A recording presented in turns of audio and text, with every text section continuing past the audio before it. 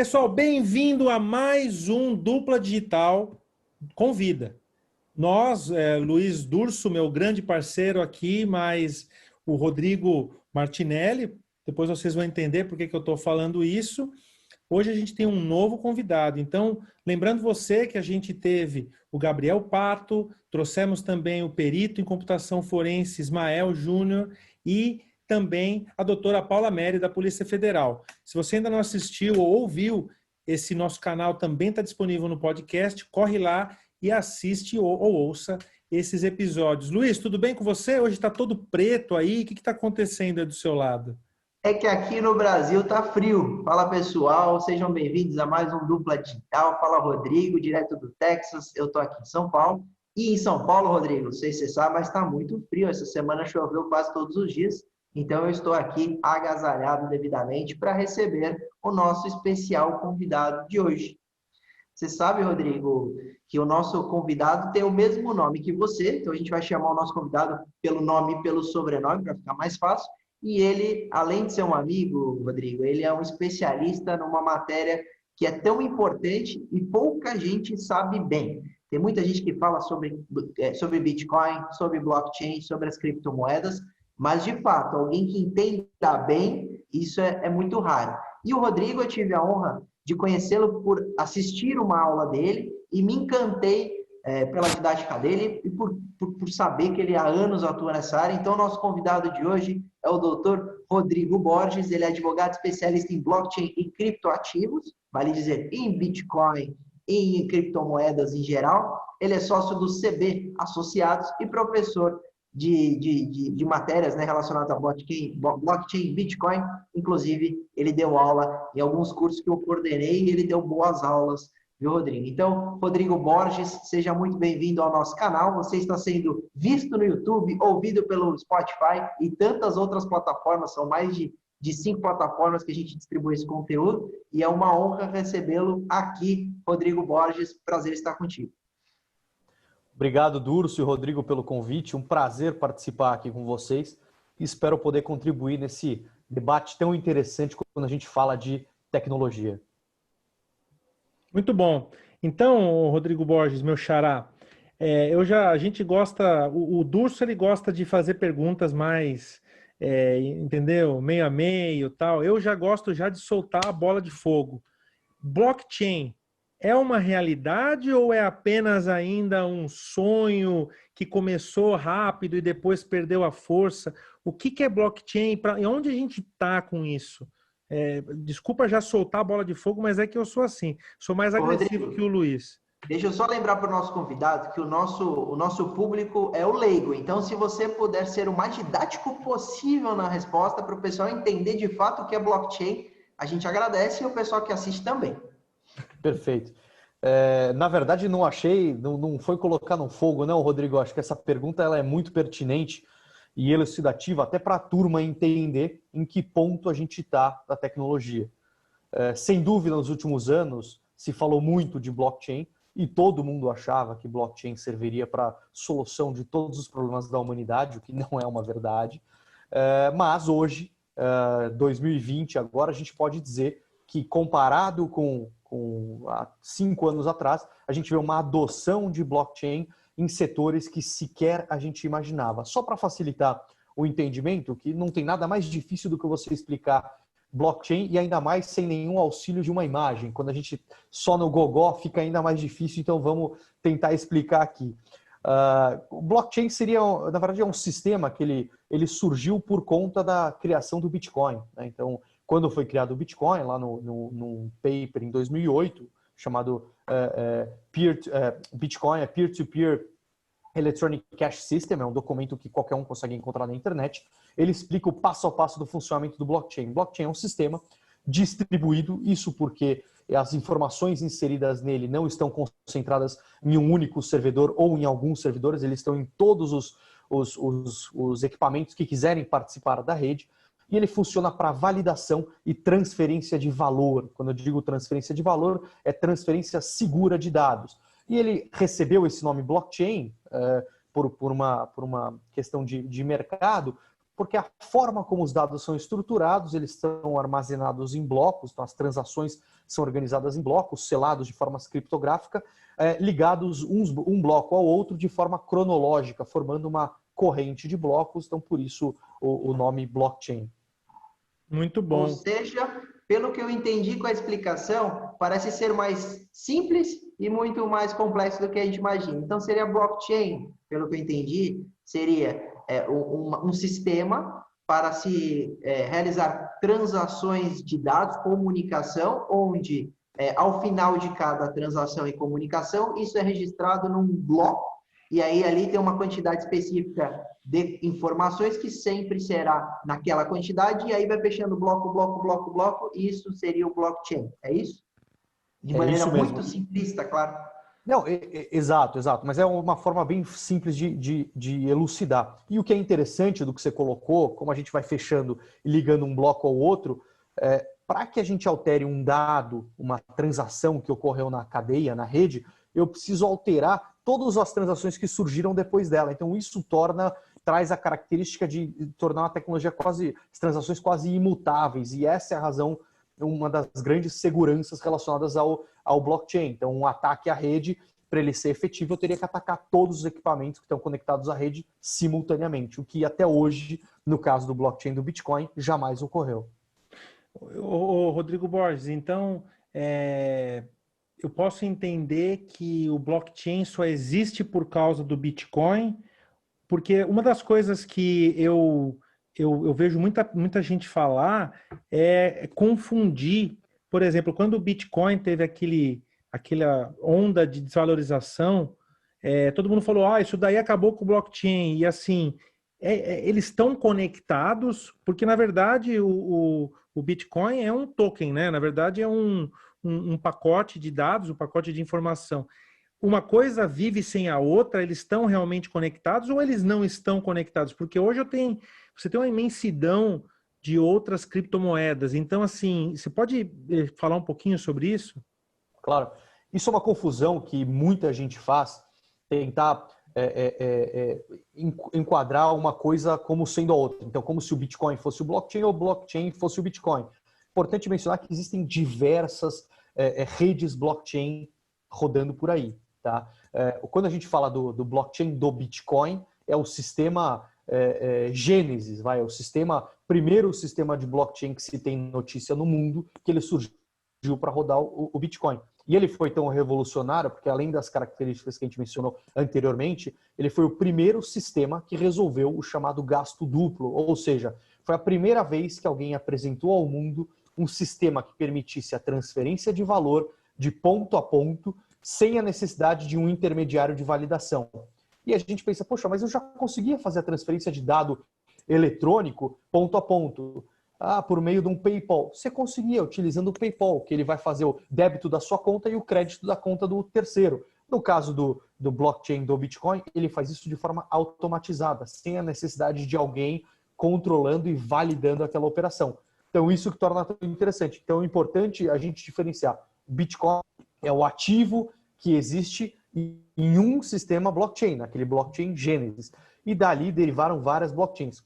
Só um parênteses, quando eu falo blockchain aqui, eu estou falando do que a gente chama de DLT, tá? Que é Distributed Ledger Technology. Seria quase um livro-razão distribuído. Tá? Tem algumas características diferentes, mas eu gosto de tratar como um blockchain porque fica mais fácil até para o nosso ouvinte aqui, o espectador, entender, para a gente não pegar muito em tecnicidade. Então, quando a gente fala blockchain aqui, a gente está tratando do conjunto das DLTs. Tá? Legal, legal. Vai lá, Luiz, manda uma pergunta aí para ele, vai. Muito bacana. Então, blockchain nasce de uma ideia, e aí a ideia principal era questões financeiras, e isso se torna muito simples de se fazer funcionar, porque as pessoas conseguiam enviar dinheiro ou um valor em forma de Bitcoin, porque aquilo de alguma forma se tornou valioso, e aí isso começou a ter valor, as pessoas começaram a transacionar questões financeiras por meio de blockchain, que seria compra e venda de Bitcoin. Excelente. Mas você falou que não só para isso serve. Então eu quero te perguntar, para o que poderia servir esse sistema levando em consideração essas características de que ele muitas vezes é imutável ou traz uma grande segurança. E outra coisa, eu vou falar, né, o blockchain, ele é extremamente seguro na questão de que ele não cai. Então, ele não para, ele não sai do ar. E por quê? Porque todo computador que inicia um sistema, uma corrente de blockchain, ele se torna um servidor. Vale dizer que milhares ou milhões de computadores no mundo seriam pontas ativas para colocar no ar o sistema de blockchain, e se algum computador parar de funcionar, terão outros milhões e o sistema nunca cai. Isso é verdade? Como acontece isso? Então, queria que você explicasse para o que serviria o blockchain além do Bitcoin e essa questão de por que o blockchain nunca cai, por que ele é tão perfeito, por que ele é tão bom. Legal. Em relação às funcionalidades, ou seja, as aplicações que têm sido dadas à blockchain, a blockchain é o que a gente chama de uma General Purpose Technology, assim como a internet, então, assim como a energia elétrica. Então, é uma tecnologia no qual ela permite que, associada a outros mecanismos tecnológicos, ela traga uma potencialidade em relação a outros sistemas. Se a gente pensar, a internet surgiu lá, salvo engano, na década de 60, para fazer a comunicação entre dois laboratórios, para troca de mensagens. E hoje a gente está conversando aqui por conta daquela invenção de troca de mensagens. Então, na verdade, ele não servia só para aquilo. Assim como o blockchain, ele surgiu para sustentar a rede Bitcoin e hoje a gente sabe que ele funciona para outras coisas. E o que a gente tem de casos práticos de utilização da tecnologia blockchain? Então, a gente tem desde identidade digital, então um sistema de identidade no qual eu tenho os meus dados ali registrados nessa rede distribuída. Qual é o benefício disso? Eu não estou sujeito a alguma política eventual de restrição dos meus documentos. Em países de conflito armado ou em ditaduras, é muito comum você ouvir o fato dos refugiados que fogem para outro país sem qualquer documento. Isso gera uma dificuldade enorme. Se eu tivesse aquela informação registrada em um sistema blockchain, eu facilmente conseguiria identificar quem é aquela pessoa. E além disso, eu não precisaria de uma coleção de documentos como a gente tem hoje, né? Hoje, outro dia eu fiz uma lista, eu tinha mais de 11 documentos só para me identificar, né? Como sendo eu mesmo. Enfim, outra questão muito interessante e muito forte de aplicação é na segurança alimentar. Então, no registro da cadeia logística. Como funciona isso? Eu consigo registrar num blockchain a origem de um produto. Então, eu consigo, por meio da utilização de outras tecnologias combinadas, como sensores, internet das coisas, fazer a validação e certificar que aquele determinado produto veio, de fato, de uma determinada região. Então, isso você já tem nos Estados Unidos o Whole Foods, uma rede de supermercados bastante forte lá, utilizando isso para atestar a segurança dos produtos vindos de regiões de produção orgânica e também, usando a mesma lógica, a indústria de pedras preciosas, a Cartier, tem utilizado isso para certificação dos seus diamantes, para certificar que eles não vieram de regiões de conflito. Então, esses são só alguns dos exemplos. Daria para usar Daria para usar para apuração de eleições? Sem dúvida. Inclusive, esse é um assunto que me gera muito interesse. Eu escrevi alguns artigos no passado já sobre o uso da tecnologia blockchain para votação. A gente já teve alguns casos como teste na Colômbia, no caso da votação lá das Farc, do plebiscito. Eles fizeram de forma experimental o uso da tecnologia blockchain. E nos Estados Unidos, nas últimas eleições, eles fizeram para os soldados que estavam em locais de guerra. Os votos foram realizados isso simplesmente como forma de teste, tá? Não foi feito para valer ainda, porque depende de regulamentação. Mas, de fato, o momento que a gente vive agora, seria muito interessante um sistema de votação em blockchain, porque, lembrando as características da rede Bitcoin, da blockchain do Bitcoin, para ficar fácil, em que eu consigo visualizar todas as transações que estão lançadas na rede, mas as pessoas são protegidas por regras criptográficas. Então, eu consigo enxergar todos os bitcoins que foram transacionados de parte a parte sem identificar as pessoas. Imagina a gente criar carteiras para os candidatos, identificando cada candidato, cada cidadão recebe um token, o seu voto, e eu transfiro para aquela carteira. Ninguém vai saber que fui eu que votei, mas eu, como cidadão, vou poder entrar no sistema por meio do meu código e identificar que o meu voto foi computado para o candidato correto. Então, é muito interessante.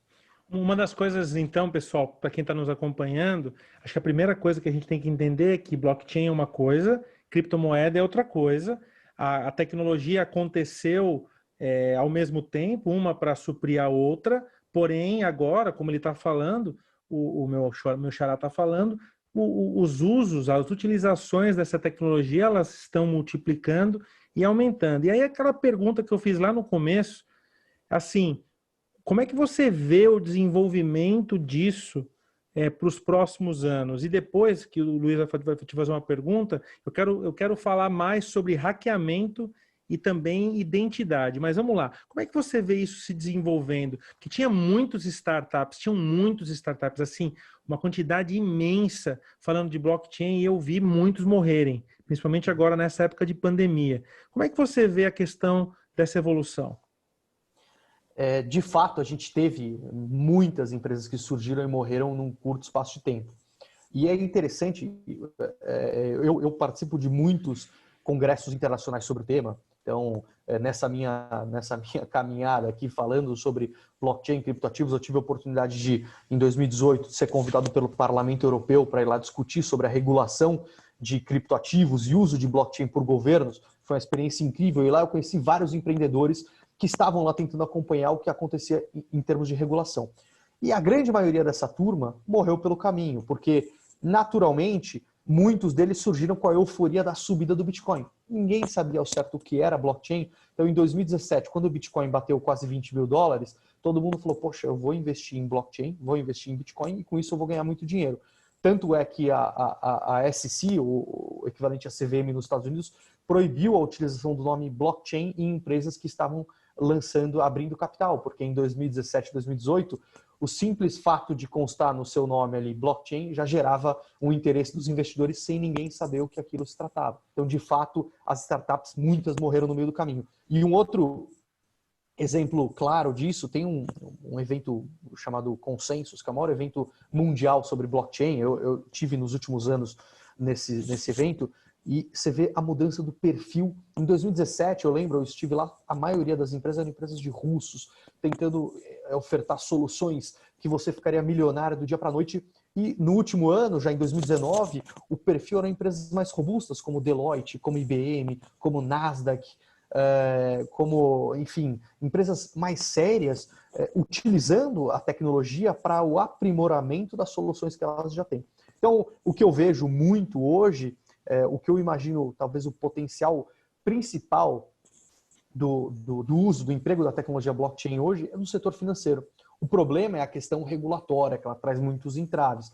Mas, em teoria, eu já conseguiria permitir que ativos fossem transacionados 24/7 sem questões territoriais, assim como acontece com o Bitcoin. Então, imagina eu ter uma bolsa de valores 24/7 e eu, cidadão brasileiro, poder ter acesso ao investimento, por exemplo, comprar ações da Apple ou de alguma outra empresa com a qual eu tenho muito mais familiaridade do que uma Tectoy, por exemplo, uma empresa nacional. E isso eu vejo um potencial enorme, mas ainda tem a dificuldade, a barreira regulatória.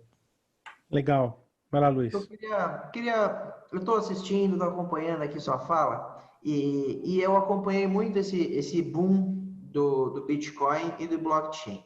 Você fala que isso foi até no mundo um reflexo absurdo, as empresas estavam até sendo valorizadas só por trabalhar com blockchain ou vender a ideia que iriam trabalhar. Ok, agora, você que está vivendo isso, é um produto revolucionário? É um sistema que vai mudar o mundo? Ou ele foi hipervalorizado por alguns anos, até pela explosão da valorização do Bitcoin, e hoje as pessoas caíram em si e falaram, não, é um sistema que pode ser aplicado para uma coisa ou outra, mas não é a solução do mundo financeiro. Como você enxerga isso hoje, depois de tantos anos que se debateu sobre Bitcoin, e que o Rodrigo tem razão, se falava muito mais, eu vi o mercado esvaziando aos poucos. Você mesmo falou, empresas falindo, startups quebrando, que iriam investir. Então, o Bitcoin e o blockchain são novidades que devemos pensar com mais carinho. Se você fosse um grande investidor, você ainda apostaria? Ou você acredita que o potencial já foi descoberto e ele não era tão grande quanto imaginávamos, mas ainda faz diferença? Boa pergunta. Vou falar primeiro do blockchain, depois do Bitcoin, tá? Em relação ao blockchain, eu acho que é uma inovação fantástica e a gente ainda está conhecendo a sua potencialidade. E o pouco que a gente conhece já mostra uma melhoria de eficiência em vários setores absurdo. E essa questão do blockchain, tem muitos estudiosos, quando eu fiz um curso recente lá no MIT sobre blockchain, eu lembro que um dos professores falou, poxa, o momento que a gente está que até que ganhou o prêmio Nobel de Matemática, um cara fantástico, ele falou, o momento que a gente está agora para o blockchain, comparado com a internet, seria 1995. Então, em 1995, a gente estava começando com o uso comercial da internet. E aí ele faz essa comparação que ele faz essa comparação que eu acho muito interessante, porque, claro, eu sou advogado, eu não consigo ter essa visão da questão tecnologia e de negócio, mas o que ele coloca é muito isso, no sentido de que a gente ainda está conhecendo a tecnologia, então a gente está em 1995 se a gente fosse comparar com a internet. Então, sim, blockchain, eu acredito que vai ser uma revolução fantástica, mas, de novo, acho que hoje a gente discute muito questões técnicas do ponto de vista do blockchain, e acho que isso, a tendência é mudar, a gente discutir mais produtos e não a estrutura, porque a estrutura vai ficar para os técnicos. Então, a parte de sistemas, por exemplo, hoje você não discute, se alguém quer criar um aplicativo, você não discute se a banda é tal X Hz ou se é 4G, 5G, você não discute isso. Você discute fazer uma aplicação para que o usuário tenha um benefício. Então, acho que essa mudança que a gente está tendo, não se fala tanto de blockchain no sentido de defender o negócio porque é blockchain, não. Você fala de um novo modelo de negócio e o blockchain está rodando por trás para trazer aquela eficiência que você está prometendo para o mercado. Essa é a visão em termos de blockchain. Em relação ao Bitcoin, difícil fazer qualquer previsão em relação ao valor de cotação. Eu não faço previsões de cotação do valor do Bitcoin, porque para mim ele tem um valor do ponto de vista tecnológico e social muito maior do que o valor de face dele. Do ponto de vista social, ele mostrou que é possível a gente criar um ativo que ele roda sem um controle e que pessoas trabalham em favor daquela rede para manter aquele ativo vivo. E se a gente pensar que o Bitcoin, o primeiro Bitcoin foi emitido em janeiro de 2009, a gente está agora em 2020, então há mais de 11 anos, ele está sendo transacionado, tem aquela teoria econômica que fala quanto mais tempo o ativo está vivo, mais difícil é ele valer zero. Então, só por essa premissa eu já enxergo algum valor nele. Agora, se vai chegar a 100 mil, 1 milhão, o que for, não sei, eu só acho interessante porque ele é escasso. Cada tempo que passa vai reduzindo o número de emissão de bitcoins, então isso pode gerar o interesse das pessoas, ainda mais em momentos que a gente tem inflação em alguns países, emissão de moedas, pode ser interessante como um investimento, mas eu confesso não saber. Legal. Rodrigo Borges, então deixa eu te fazer uma pergunta. Nós falamos sobre segurança, né? E esse é um dos assuntos que eu mais gosto, falar sobre cibersegurança. Óbvio, Luiz, que eu não vou falar do TikTok, senão você fica todo feliz aí. Então, mas vamos falar aqui. É hackeável? O blockchain é hackeável? Como é que é a questão da segurança, da cibersegurança do blockchain? E posso emendar essa pergunta, perguntar se também é seguro comprar Bitcoin? Porque vai ter muita gente assistindo a gente que quer saber, vou comprar Bitcoin, eu posso ou não? Então, já que você vai falar da segurança do blockchain, fala também da segurança daquele que põe dinheiro em Bitcoin. Perfeito. Do ponto de vista de segurança do sistema, da rede blockchain, eu entendo que ela é absolutamente segura. E por quê? Muita gente faz a confusão e fala, poxa, tal exchange de criptomoedas foi hackeada e o sujeito perdeu não sei quantos bitcoins. A gente tem que distinguir o que é o sistema, a rede blockchain e o que é o usuário ali. Então, quando a gente tem que uma exchange foi hackeada, o que acontece? É um sujeito, ele tem uma senha de acesso, as pessoas entregaram para ele o ativo para ele gerir e o ativo está registrado ali na blockchain. Se ele perder a senha, naturalmente outra pessoa vai poder gerir aquele ativo em nome dele. Então, quando a gente fala de hackeamento envolvendo Bitcoin, a gente está falando do hackeamento da exchange, da perda da senha, o acesso ao sistema interno dessas empresas, e não do blockchain do Bitcoin. E isso até hoje não se tem notícia que aconteceu. E se a gente tem um sistema que ele está rodando há mais de 10 anos, que em 2017 chegou a ter um valor de mercado de mais de, salvo engano, 800 bilhões de dólares, eu tenho certeza que os hackers mais experientes do mundo já tentaram de absolutamente tudo para tentar invadir ou tentar quebrar ali a blockchain do Bitcoin para justamente pegar esses ativos, enfim, tradear no mercado e fazer dinheiro. E até hoje não se tem notícia que conseguiram, tanto que a rede opera 24/7 há 10 anos sem nenhuma interrupção, sem nenhuma dificuldade. Então isso mostra a robustez da rede, muito pelo caráter distribuído da rede, porque cada ponto, que nem o Durso falou antes, que cada computador trabalhando vira um ponto na rede, eles têm a cópia exata do blockchain. Então o que acontece? Para eu derrubar a rede, eu tenho que derrubar todo mundo. Se eu não derrubar todo mundo, alguém vai ter a cópia integral ali do histórico do blockchain e vai continuar rodando. Então a coisa continua. Então isso mostra a segurança da rede. Do ponto de vista do Bitcoin, sim, extremamente seguro a compra do Bitcoin. O que é importante é a pessoa entender aonde ela está comprando. E por que eu digo aonde? Para você comprar um Bitcoin, você não precisa de uma empresa intermediar essa relação com você. Lembra que a blockchain ela veio para desintermediar as relações. Então, para tirar o middleman, lá, tirar o ente do meio da cadeia.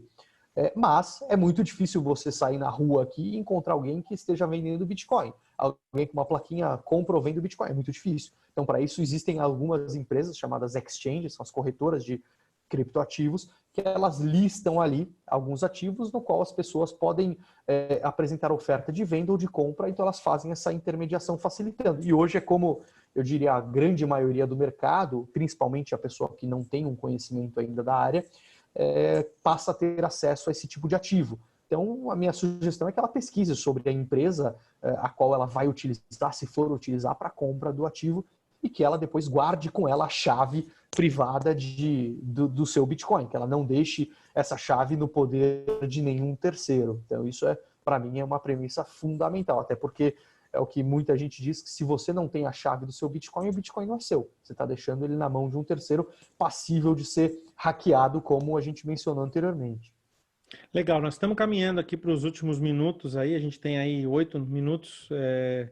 E eu queria fazer uma pergunta, Rodrigo Borges. Eu vi recentemente que a Serpro está querendo criar as identidades digitais em blockchain para os brasileiros.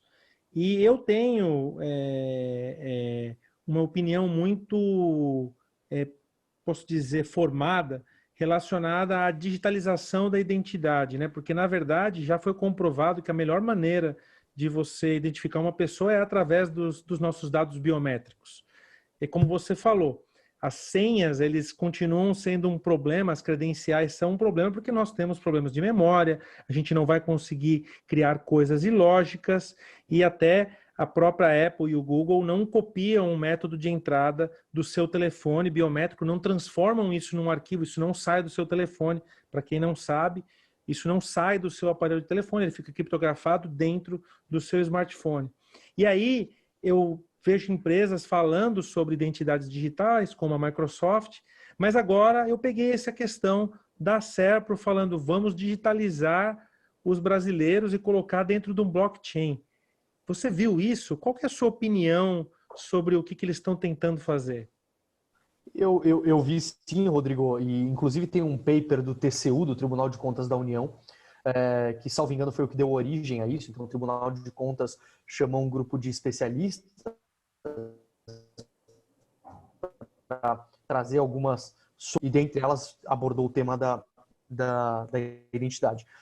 Eu, particularmente, eu acho super interessante a iniciativa. Existem diversas empresas que vêm realizando a criação de identidade em blockchain, principalmente na região de conflitos ali da África, em que a maioria das pessoas não tem ali a sua própria identidade. E um ponto que eu acho mais benéfico é que, depender do modelo, não sei qual modelo que a Serpro está tentando implementar, tá? Mas tomando como base esses casos internacionais que eu acompanhei, é muito interessante porque eu não precisaria, hoje eu tenho, no meu caso, eu tenho OAB, CPF, RG, carteira de motorista, passaporte, certidão de nascimento, certidão de casamento. Aqui, rapidamente, eu listei 7 documentos que servem simplesmente para identificar a minha pessoa e alguns deles para identificar alguma habilidade para uma determinada função.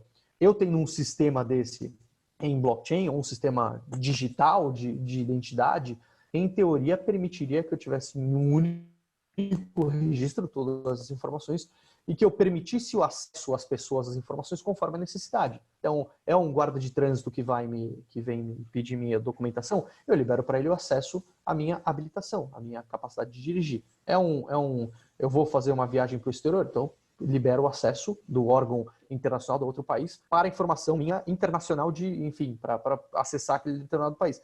E isso eu acho super interessante. Confesso que eu não sei o modelo que o Serpro vai adotar aqui no Brasil para isso, mas eu sou um super entusiasta do tema e acho que isso reduz, só para você ter uma ideia, Rodrigo, foi feito um levantamento, se não me engano, em 2018 ou 2019, sobre o custo das instituições financeiras com identificação. E, salvo engano, era algo em torno de 20% que eles gastavam de recursos para identificar as pessoas, porque os sistemas não se conversam. Então, se olhar no Brasil, o sujeito pode ter RG emitido em um estado, no outro, é uma baita confusão. Então, se a gente tivesse um registro único centralizado num mecanismo seguro, você reduziria esse custo também de identificação e talvez poderia reduzir fraudes. Muito legal, Rodrigo. Vamos lá, Luiz, faz a última pergunta para ele. O Brasil sentiu na prática como a gente carece das questões de documentação da população agora, porque para o auxílio emergencial as pessoas precisavam preencher um cadastro simples, Rodrigo, e tanta gente teve problema porque colocava o nome RG, CPF, às vezes a pessoa nem tinha CPF e RG. No Brasil não podia gozar do auxílio emergencial. Então, o Brasil ainda tem muito problema com documentação. Se a gente digitalizasse isso, desburocratizasse, eu acho que poderia ser até inclusivo e até uma oportunidade para as classes mais simples de fato ter um documento, de fato existir, né? Porque essas pessoas são deixadas de lado, é muito triste essa situação. E olha que interessante, a gente começa um programa falando de um sistema extremamente difícil de se entender. A imprensa tem dificuldade até hoje de divulgar isso, de explicar, e a gente encerra mostrando como essas iniciativas de avanço tecnológico, que é a proposta do nosso canal, explicar o que tem disponível e para o que pode ser utilizado, a gente mostra que pode ser para a inclusão da população, para ter um documento, para ter o mínimo de dignidade e ser reconhecido e para exercer o seu direito quando tem um auxílio emergencial, qualquer outra situação, até de facilitar, desburocratizar esse Brasil que é tão burocrático. Então, o blockchain, a gente resumindo, né? O blockchain é esse sistema, o Rodrigo disse nessa entrevista que é uma inovação e que é maravilhoso, e eu concordo com ele, que as suas funcionalidades a gente tem que descobrir, e as bitcoins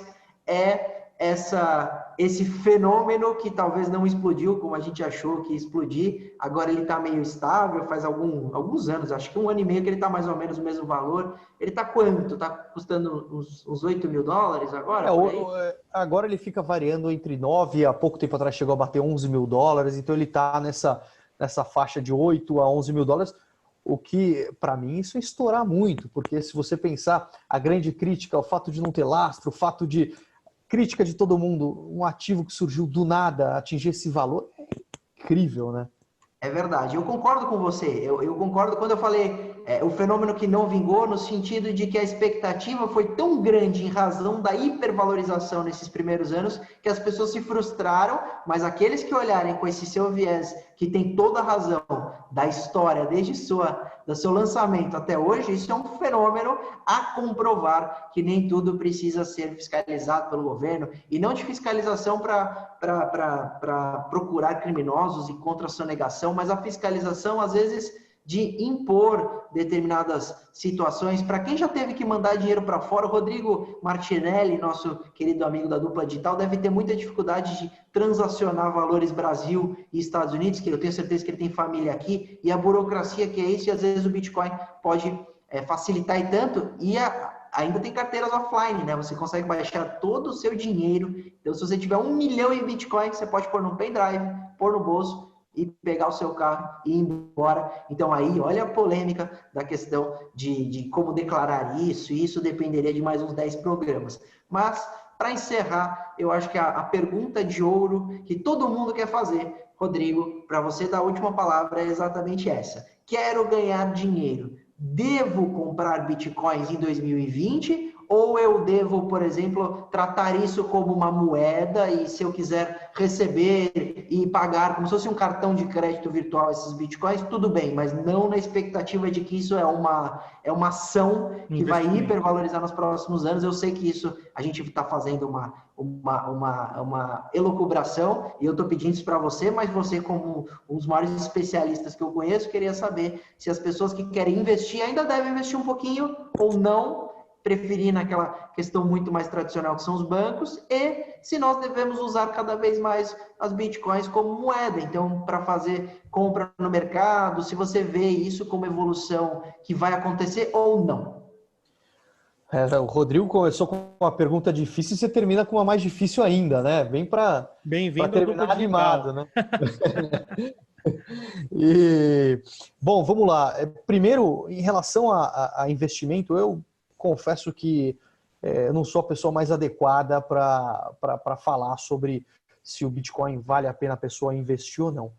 Fato é que as pessoas que tenham interesse ou curiosidade sobre o assunto precisam entender, estudar para que aquilo serve e entender que assim, o Bitcoin não promete rentabilidade a ninguém. Tá? O Bitcoin é simplesmente um ativo e ele sofre valorização ou depreciação com base no interesse do mercado na compra ou venda daquele ativo. Então, não é um investimento que as pessoas imaginam, vou colocar dinheiro em Bitcoin. Não existe isso. É igual você comprar uma moeda de prata. Pode ser que o valor da prata suba ou desça, você tem ali aquele ativo. Enfim, acho que isso é importante as pessoas entenderem que muita gente imagina que vai ter uma rentabilidade por conta do crescimento muito grande que teve do Bitcoin nos últimos anos. E o que é importante as pessoas estudarem, porque eu lembro, 2017, quando bateu a alta máxima lá de $20 mil, era uma euforia, todo mundo imaginando, o valor vai para a lua, vai chegar a $100 mil, vai chegar a isso, e em menos de um mês caiu para $3 mil. Então, eu vi muita gente mesmo quebrar. Então, acho que as pessoas precisam estudar. E em relação ao uso como moeda, eu, sinceramente, sou um pouco cético hoje em dia da sua utilização como moeda corrente, porque as transações em Bitcoin elas demoram um certo tempo para serem validadas, tá? Então, podem demorar até 10 minutos para que as transações sejam validadas. Então, imagina você na boca do caixa, esperando lá, e o próximo da fila, tipo, falando, pô, Adurso, você não vai sair? Não, eu estou esperando aqui validar o bloco do pãozinho na padaria. Pois então pãozinho vai esfriar. E já existem algumas empresas criando algumas soluções interessantes para isso, então acho que é algo que vem no futuro próximo, mas em razão de ser um ativo escasso, que nem a gente colocou, e considerando a volatilidade desse ativo, eu confesso que eu não enxergo o Bitcoin como uma moeda de troca para ser utilizado no dia a dia. Eu não acredito nisso. Eu acredito que para o dia a dia serão utilizados outros mecanismos como stablecoins, que é a representação de fato digital do dinheiro efetivo, aí sim por conta dos benefícios tecnológicos, mas o Bitcoin em si eu acho muito difícil. E quem tiver interesse em investir em Bitcoin, sugiro que estude, pesquise e não acredite em soluções milagrosas, não acredite em rentabilidades fantásticas mensais, porque o Bitcoin não assegura a ninguém nenhuma rentabilidade. O Bitcoin é um ativo, então compre se você tiver interesse, se você gostar do ativo, tiver curiosidade, mas com toda a cautela e lembrando que ele não te dá nenhuma rentabilidade. Estudem e muito, muito cuidado.